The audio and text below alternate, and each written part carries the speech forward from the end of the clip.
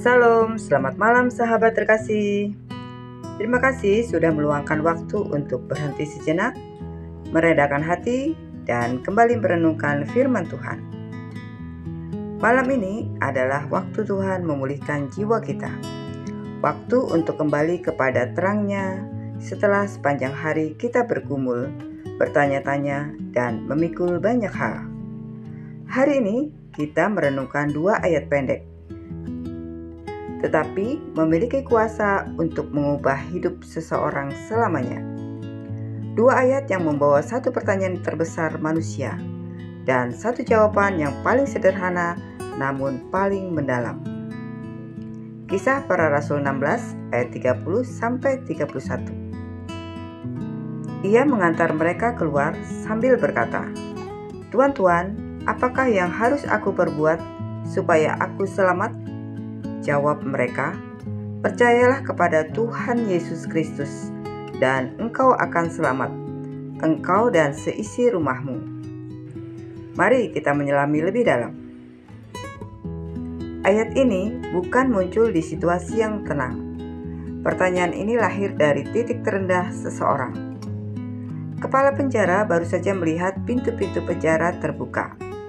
Ia takut, ia gemetar, ia merasa hidupnya sudah berakhir. Ia berpikir semua tahanan melarikan diri, dan dia akan dimintai pertanggungjawaban, bahkan mungkin menerima hukuman mati. Tetapi Paulus berseru, "Jangan celakakan dirimu, kami semua masih ada di sini." Malam itu, di tengah kegelapan, kepala penjara menemukan sesuatu yang tidak pernah ia bayangkan. Harapan, pertolongan, kabar baik. Dan di momen itu, ia hanya bisa bertanya satu hal, "Apa yang harus aku perbuat supaya aku selamat?" Pertanyaan yang sama masih bergema dalam hati manusia sampai hari ini. Sahabat terkasih, ada masa-masa dalam hidup kita ketika kita seperti kepala penjara ini. Ketika keadaan di luar kendali. Ketika masalah datang dari segala arah. Ketika kita merasa terpojok. Ketika kita bingung apa langkah selanjutnya. Dan di momen seperti itu, pertanyaan ini muncul begitu saja. Apa yang harus aku lakukan? Banyak orang bingung, takut, atau merasa kehilangan arah. Kadang kita juga bertanya dalam hati, "Tuhan, jalan keluarnya apa?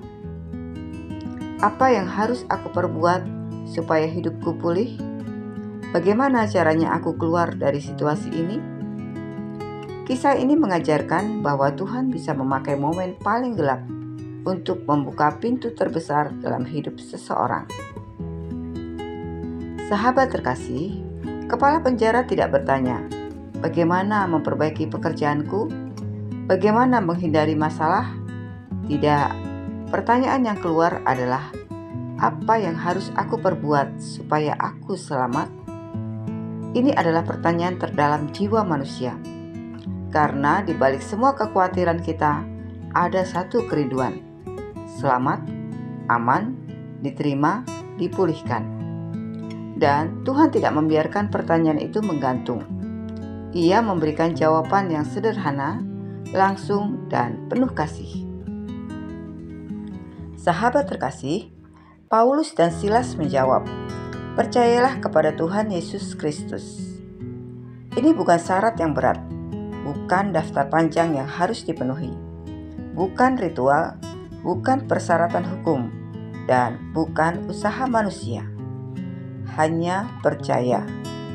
Percaya bahwa Yesus adalah Tuhan. Percaya bahwa Dialah Juru Selamat.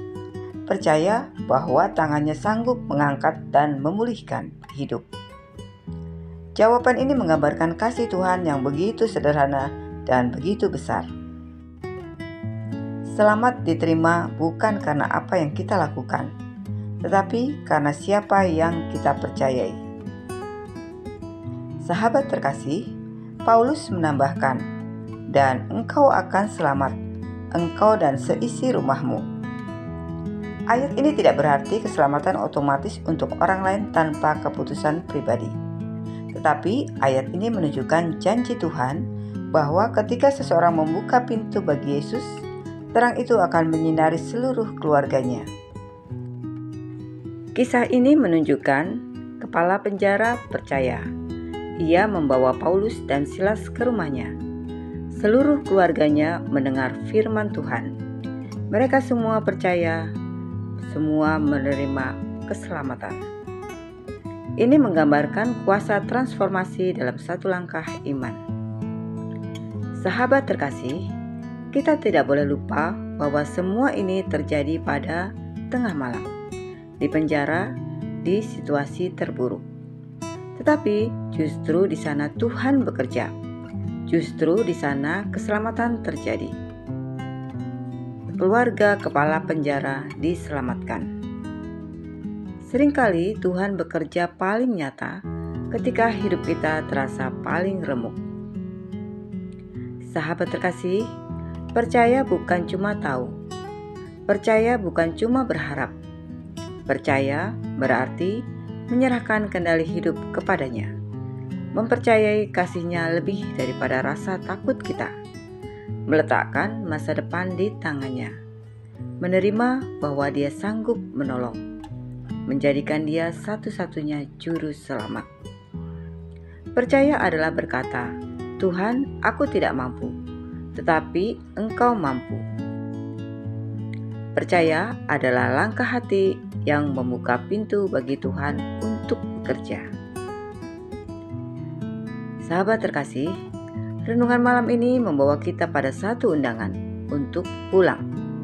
Pulang kepada Tuhan, pulang dari kesibukan, pulang dari kegelisahan, pulang dari tekanan hidup.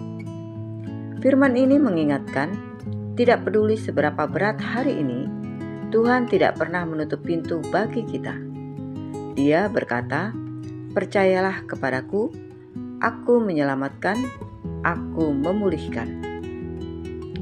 Sahabat terkasih, mari kita berdoa bersama. Bapa yang penuh kasih, malam ini kami datang kepadamu dengan hati yang tenang. Kami membawa pertanyaan yang sama seperti kepala penjara itu. Apa yang harus aku perbuat supaya aku selamat? Dan Engkau menjawab dengan lembut, percayalah kepada Tuhan Yesus Kristus.